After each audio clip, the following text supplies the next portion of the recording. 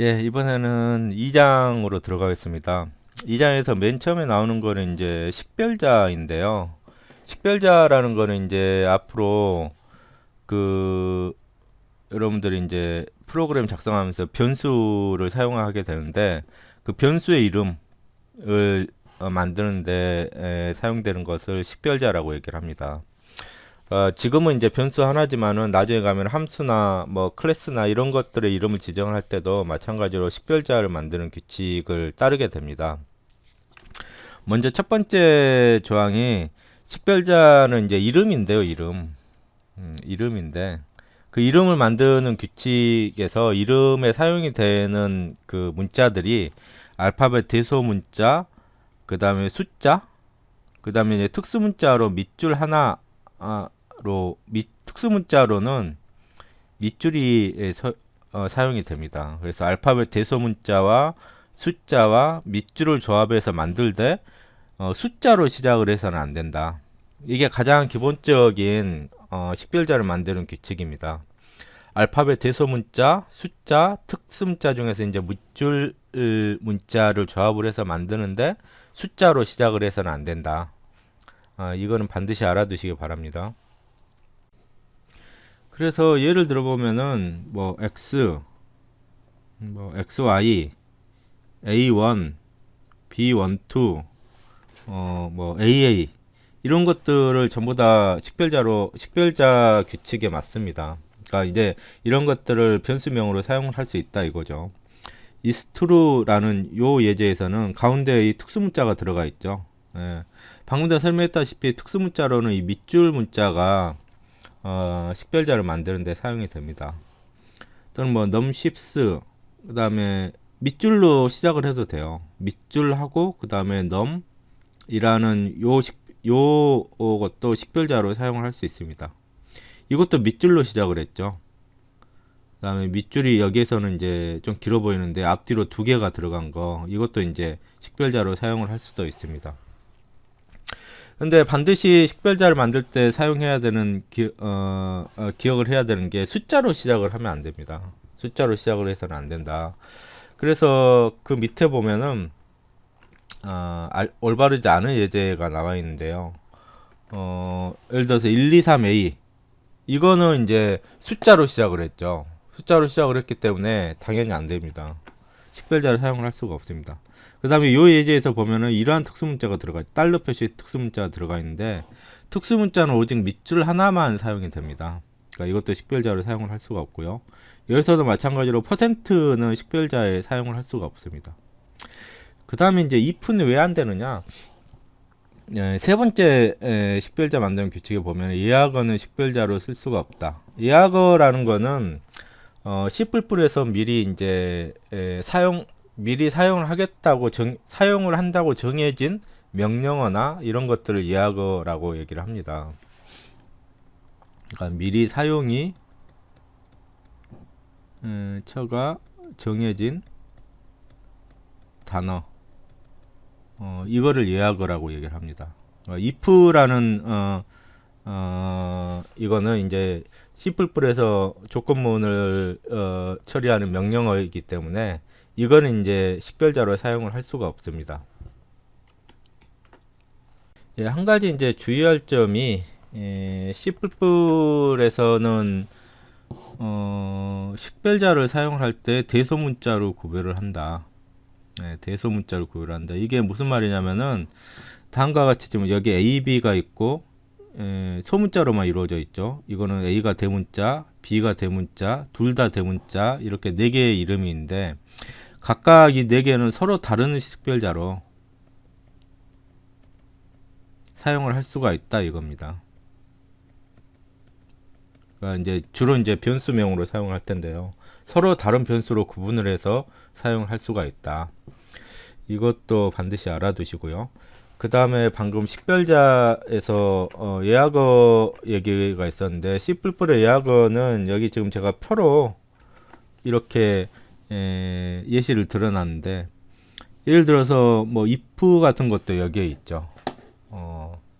방금 이제 안 되는 예제에서 나왔었는데 if 같은 것도 여기에 있고 그다음에 예약어가 보면 한 3, 40개 정도 됩니다. 쭉 보면은. 근데 지금 이거를 전부 다 외울 필요는 없고요. 앞으로 이제 수업을 진행을 하면서 하나하나 이 예약어가 어디에 쓰이는지 나오게 될 겁니다. 차차로 알게 될 테니까 지금은 미리 이제 다 기억을 해 둘 필요가 없습니다. 예, 그 다음으로 이제 바로 기본 자료형으로 넘어가겠습니다. C++에서 기본 자료형이라는 거는 이제 데이터 타입을 얘기를 하는데요. 프로그램에서 주로 사용이 되는 데이터의 종류를 의미합니다. 프로그램에서 사용되는 데이터의 종류를 의미를 합니다. 자료형이라는 거는. 그래서 이제 표준 C++ 여기서 주로 이제 요 교재에서는 C++에도 여러 가지 표준이 있는데 주로 C++03 그러니까 2003년도에 표준이 제정된 표준인 C++03 기준으로 해서 설명을 드리도록 하겠습니다. 예, 여기 표 2.3에 보면은 C++의 기본 자료형에 대해서 정리를 해놨는데요. 기본 자료형은 크게 이제 두 가지로 구별을 할 수가 있어요. 예, 숫자형과 그다음에 논리형 두 가지로 구분을 할 수가 있습니다. 숫자형은 말 그대로 이제 숫자를 나타내는 데이터고요. 논리형은 참이냐 거짓이냐 이 두 가지 상태를 나타내는 데이터형입니다. 그러니까 이제 크게 숫자형과 논리형 두 가지로 구분을 할 수 있고요. 다시 숫자형은 정수형과 실수형으로 이렇게 구분을 할 수가 있습니다. 정수형과 실수형으로 구분을 할 수가 있습니다.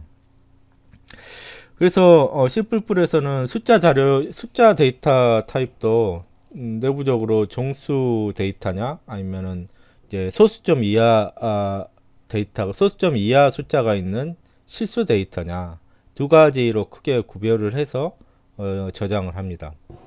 정수형은 실수부가 없는 거죠. 실수부가 없는 숫자가 정수형이고요. 실수형은 실수부가 있는 숫자를 실수형이라고 얘기를 합니다. 그러니까 예를 들어서 뭐 123, 뭐 11, 마이너스 1 이런 거는 정수형이고 0.1, 뭐 2.3, 4.5 이런 것들은 이제 소수점이 있고 소수점 아래 자리가 있기 때문에 이거는 실수라고 얘기를 해요. 그래서 C++에서는 숫자형도 크게 정수형과 실수형으로 나눠진다 라는 건 알아두시기 바랍니다. 그 다음에 이제 정수형도 또 자료형이 몇 가지로 나뉘는데요. 뭐 캐릭터형, 셔트형, 인티저형, 그 다음에 롱형, 그 다음에 롱롱형 이렇게 5가지 정도로 나뉩니다. 근데 이게 어떻게 구분이 되냐면은 그 데이터를 저장하는데 소요가 되는 바이트 숫자에 따라서 이렇게 구별이 돼요. 예를 들어서 캐릭터형은 1바이트인데요. 1바이트는 2절에서도 나왔다시피 2절에서 나왔다시피 이게 8비트죠. 8비트 숫자죠. 그러니까 이렇게 비트로 나누면 이렇게 8비트가 되는데 이게 이제 8비트고 8비트를 1바이트라고 얘기를 합니다. 그러니까 이 진수 8자리 숫자를 저장을 할 수 있다는 거예요. 캐릭터형은. 그러니까 예를 들어서 이 8자리 숫자가 전부 다 0이라면은 예를 들어서 숫자 0을 의미를 합니다. 10진수로 0을 의미를 하고 이것만 1이라면은 10진수 1을 의미를 하죠. 그 다음에 예를 들어서 10이라면은 2를 의미를 하고 예를 들어서 제일 끝에 것만 1이라면 이거는 숫자 128인가요? 128을 의미를 합니다. 2에 1, 2, 3, 4, 5, 6, 7 2에 7승이니까요. 2에 7승이니까 이거는 10진수로 표기를 하면은 128입니다. 이런 식으로 전부 다 8비트가 전부 다 1이라면 만약에 부호가 없는 숫자라면 전부 다 1이라면은 255까지 0부터 8비트 숫자는 0부터 255까지만 저장을 할 수가 있습니다. 그러니까 지금 저장할 수 있는 숫자의 범위가 0부터 255로 지정이 되어 있죠. 이제 한 가지 주의를 할 거는 정수형 각각의 데이터는 부호가 있는 데이터 타입과 부호가 없는 데이터 타입으로 나뉩니다. 이거는 이제 양의 종수만 8비트에다가 양의 종수만 음이 아닌 정수죠. 엄밀히 이야기하면 음이 아닌 정수, 그러니까 자연수가 되겠습니다. 자연수만 정의를 할 때는 0부터 255까지 저장을 할 수가 있는 거고, 이거를 음수까지 저장을 하게끔 수체계를 바꾼다면은 마이너스 128부터 플러스 127까지만 저장을 할 수가 있습니다. 그러니까 1바이트 8비트 숫자로는 요 범위까지만 저장을 할 수가 있어요. 예, 그래서 정수형은 이제 그 바이트 숫자에 따라서 그 숫자 자료를 저장을 하는 바이트 숫자에 따라서 크게 캐릭터형, 1바이트는 캐릭터형, 2바이트는 쇼트형, 3바이트는 이제 인티저형, 4바이트는 롱형, 8바이트는 롱롱형이다. 1, 2, 4, 8바이트가 롱롱형입니다. 그러니까 바이트 수가 크면 클수록 숫자의 범위, 저장할 수 있는 숫자의 범위가 더 커지겠죠. 당연히 더 커지겠죠. 그 다음에 종수형은 또 특이하게 부호가 있는 숫자를 저장하는 데이터형하고 부호가 없는 숫자를 저장하는 데이터형으로 나뉜다. 그러니까 부호가 없는 숫자는 앞에 이제 unsigned라는 키워드가 이렇게 붙으면요, 이거는 이제 여기도 있고 종수형은 전부 다 unsigned형이 따로 있죠. unsigned라는 키워드가 붙으면은 이거는 이제 자연수만 저장을 한다. 자연수만 저장을 하는, 그러니까 음수를 저장을 할 수 없는 데이터형이고, unsigned라는 단어가 안 붙어 있는 그냥 이런 자료형들은 부호가 있는, 그러니까 음수도 저장을 할 수 있는 자료형이다 라는 것은 알아두시기 바랍니다. 그 다음에 이제 실수형은 바이트 숫자가 4바이트인 플로트형, 8바이트인 더블형, 그 다음에 12바이트인 롱 더블형 세 가지가 있습니다. 실수형은 부호가 있는 실수, 없는 실수 이렇게 나눠지지가 않고, 그냥 무조건 실수형은 음수도 저장을 할 수가 있어요. 기본적으로 바이트형에 따라서 플로트형, 더블형, 롱 더블형으로 나뉜다. 근데 이제 정수인 경우에는 바이트 수가 커지면은 저장할 수 있는 숫자의 범위가 커진다. 이건 명확하죠. 근데 실수형은 바이트 숫자가 커지면 이쪽으로 갈수록 이렇게 플로트보다는 더블형이 크고 더블형보다는 롱 더블형이 크는데, 바이트 숫자가 커질수록 뭐가 커지냐면은 이것도 마찬가지로 이제 저장할 수 있는 숫자의 범위가 커지고, 그 다음에 유효자리 숫자도 두 가지, 숫자의 범위가 커지고 유효자리 숫자도 더 늘어난다 라는 것은 알아두시기 바랍니다. 자, 이번엔 지난 시간에 설치한 지니 에디터를 가지고 실습을 진행을 해 보겠습니다. 먼저 파일에 새로 만들기를 선택을 하고요. 그대로 한번 타이핑을 해 볼게요. 일단 이거는 지금 어떤 의미인지는 알 필요가 없어요. 처음이기 때문에 알 필요가 없습니다. 여기까지만 입력을 하고 파일을 이제 저장을 시키는데, 지난번에 만들었던 폴더에다가 이름은 이제 ex02-01.cpp 이렇게 저장을 하겠습니다. 그 C++의 소스 코드의 확장자는 cpp라고 지난 시간에 얘기를 했었죠. 그래서 이제 2장의 첫 번째 예제라는 의미로 이렇게 파일 이름을 만들고 저장을 하겠습니다. 그 다음에 여기 지금까지 지금 상태에서는 이 세 줄의 의미가 무엇인지는 일단 알 필요가 없고요.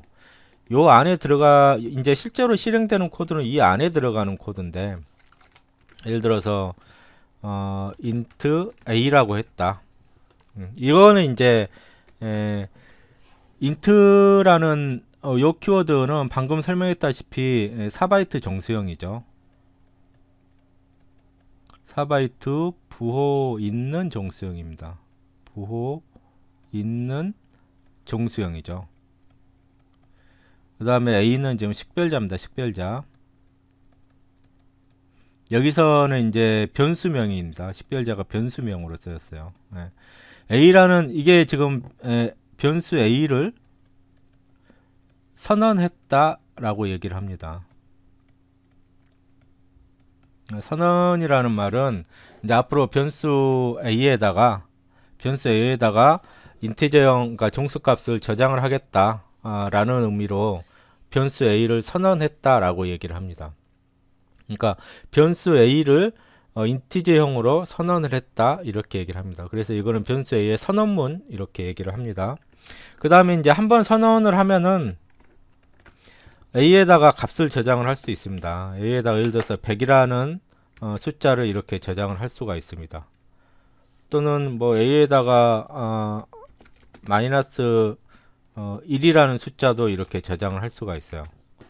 그러니까 이거를 이제 변수의 선언, 이거를 변수의 선언한 이후에 맨 처음에 어떤 값을 저장을 하는 거를 변수의 초기화라고 얘기합니다. 선언만 한 상태에서 이 변수에 어떤 값이 저장이 되는지 일반적으로 알 수가 없어요. 변수를 선언한 이후에 맨 처음에 어떤 값을 저장을 하는 거를 변수의 초기화라고 얘기를 합니다. 이걸 이제 실행문이라고 얘기를 하는데요. 요 실행문이 의미를 하는 거는 100이라는 숫자를 변수 a에다가 저장을 해라, 이런 의미고요. 요 실행문은 마이너스 1이라는 숫자를 마찬가지로 변수 a에다가 저장을 해라, 이런 의미입니다.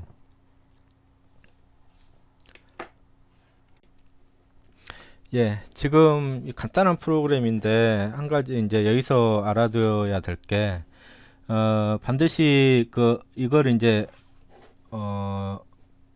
각각의 줄을 명령문이라고 얘기를 하는데요. 명령문이라고 얘기를 하는데 이거를 요거를 근데 이 명령문의 끝에는 반드시 뭐가 붙냐면은 세미콜론이 붙습니다. 명령 줄의 끝에는 문법상 그렇게 돼 있어요.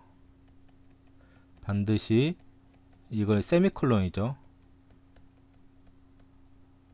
위에는 점이고 밑에 거는 이제 쉼표인 이 세미콜론이 붙는다. 세미콜론으로 명령과 명령 사이로 구별을 해주게 돼 있습니다. 이거는 반드시 알아두시기 바랍니다. 처음에 프로그램 시작할 때 세미콜론을 빠뜨려서 컴파일이 안 되는 경우가 많은데요. 명령줄의 끝에는 반드시 세미콜론이 붙는다라는 건 반드시 알아두시기 바라고요. 그 다음에 변수를 사용하기 전에는 반드시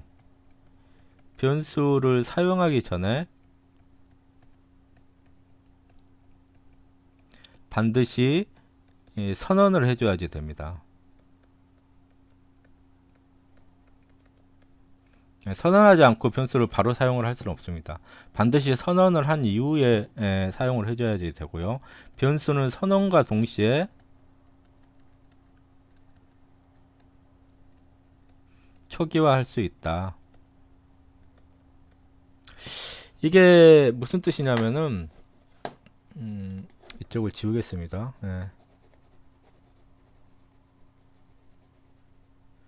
지금 이렇게 보면은 선언을 먼저 하고 그 다음에 여기서 선언을 먼저 하고 그 다음에 초기화를 시켜줬는데요. 그렇게 하지 않고 선언을 하면서 동시에 초기화를 시켜주려면 이렇게 하면 되는 겁니다. 이게 무슨 의미냐면은 변수 a를 인티저형으로 선언을 하고 동시에 100이라는 값을 그 변수에다가 바로 저장을 합니다. 이걸 이제 선언과 동시에 초기화를 했다라고 얘기를 해요. 그 다음에 이거에 의해서 변수 a에 저장되는 값이 100에서 마이너스 1로 변경이 됩니다. 이런 식으로 변수가 한번 선언이 되면은 그 다음에는 이제 그 변수에 저장된 값은 자유롭게 변경을 시킬 수 있다 라는 건 알아두시기 바랍니다. 그 한 가지 또 여기서 더 알아두셔야 될 게, 물론 이제 프로그램 하면서 그거를 크게 신경 쓰지는 않지만은 내부적으로 이게 어떻게 저장이 되느냐, 이것도 알아보고 넘어가겠습니다. 내부적으로 어떻게 저장이 되느냐, 예를 들어서 인티저형 변수 a는 아까도 얘기했다시피 4바이트라 그랬죠. 이게 인티저형이기 때문에 4바이트입니다. 4바이트면은 이게 합할이 32비트죠. 그러니까 내부적으로는 2진수로 저장이 된다 그랬죠. 2진수로 32비트라는 메모리 공간에 이게 4바이트고, 그 다음에 각각의 바이트는 또 이렇게 8바이트로 나눠져 있겠죠. 그러니까 여기가 8비트, 여기도 8비트, 여기도 8비트, 여기도 8비트, 이렇게 4개의 바이트로 이루어진 메모리 저장 공간에 예를 들어서 5를 대입을 한다. 우리는 지금 10진수 5가 저장된다 라고 이렇게 이해를 할 수 있는데, 내부적으로는 2진수로 저장이 돼요. 그러니까 이거는 5는 2진수로 하면은 100이죠. 101이죠. 101. 그러니까 나머지는 전부 다 위쪽은 0이 저장이 될 겁니다. 여기도 다 0, 여기도 다 0, 여기도 다 0이 저장이 되죠. 그러니까 내부적으로는 이렇게 비트로 저장이 된다. 이거는 알아두시기 바랍니다. 음수는 어떻게 저장이 되느냐? 음수는 이제 이해보수라는 그 수로 바뀌어가지고 이진수로 저장이 돼요. 그러니까 음수도 마찬가지로 적절하게 변환이 돼서 이진수로 저장이 됩니다. 여기서 이해보수에 대해서는 자세하게 설명을 하지는 않겠습니다.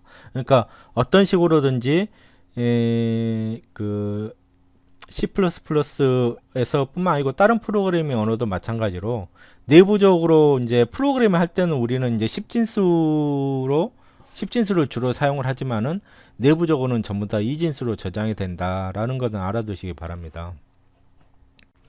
예, 그래서 이제 교재에 나와 있는 예제를 한번 해보겠습니다. 예, 여기 EX02-02인데요.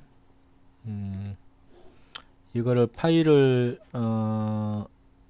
다른 이름으로 저장을 해서 ES02-02.cpp로 바꾸겠습니다. 다른 이름으로 저장을 하고, 그 다음에 A에다가 11을 저장을 했죠. A라는 변수를 선언을 하고 바로 11 값으로 초기화를 시켰습니다. 그 다음에 이제 다른 인티저형 변수 에어리어라는 변수에다가 A 곱하기 A를 저장을 했다. 이게 무슨 의미냐면은, 지금 이거는 A라는 변수를 선언을 하고 A 변수 선언을 하고요. 그 다음에 동시에 11로 초기화를 시켰죠. 그 다음에 이제 두 번째 줄에서는 인트형 에어리어 변수를 선언을 하고, 그 다음에 동시에 어떤 값으로 초기화를 시켰냐면은 A 곱하기 A 값으로 초기화를 시킨 겁니다. 지금 보면은 이 변수에는 지금 11 값이 저장이 되어 있죠. 11하고 이 변수에도 11이 저장이 되어 있습니다. 그리고 가운데 있는 이 에스테리스크 이 별표는 C++에서는 곱셈기호입니다. 곱셈기호. 예. 그러니까 11하고 11을 곱해서 그 값을 에어리어라는 변수에다가 저장을 해라 라는 의미입니다. 그러니까 이 에어리어라는 변수에는 지금 121이 저장이 되어 있겠죠. 그래서 그걸 이제 화면에다가 출력을 하려면은 printf라는 함수를 사용을 해요. 한번 나왔었죠. printf라는 함수를 이용을 합니다. 이거의 정확한 문법은 나중에 뒤에 설명을 할 기회가 있을 겁니다. 근데 지금 이렇게 하면요, 이 printf 요 실행문에 의해서 수행되는 일은 에어리어 변수값을 출력하라. 출력하는 기능을 합니다. 그러니까 에어리어 변수값은 지금 120, 방금 전에도 설명했다시피 121이 저장이 되어 있죠. 그러니까 화면에 121이 출력이 돼야지 됩니다.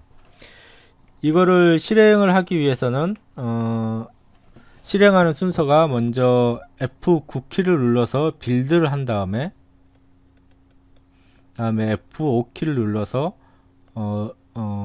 실행을 시켜야 된다 그랬죠. 예, 반드시 먼저 빌드를 한 다음에 그 다음에 실행을 시키면은 콘솔 창에 떠서 거기에 실행 결과가 출력이 될 겁니다. 한번 해보겠습니다. F9 키를 누르면은